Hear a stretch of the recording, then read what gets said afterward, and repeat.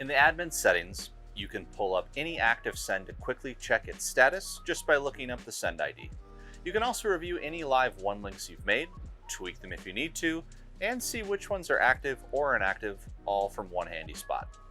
It's kind of like being backstage with a clipboard. You're completely in charge. Nobody can tell you otherwise. No one. With all of that, we've come to the end of our brief but wonderful adventure into how to use the IEX portal. Don't think of this as a goodbye though, it's more of a see you later situation. And remember, if you ever need any help at all, don't be shy.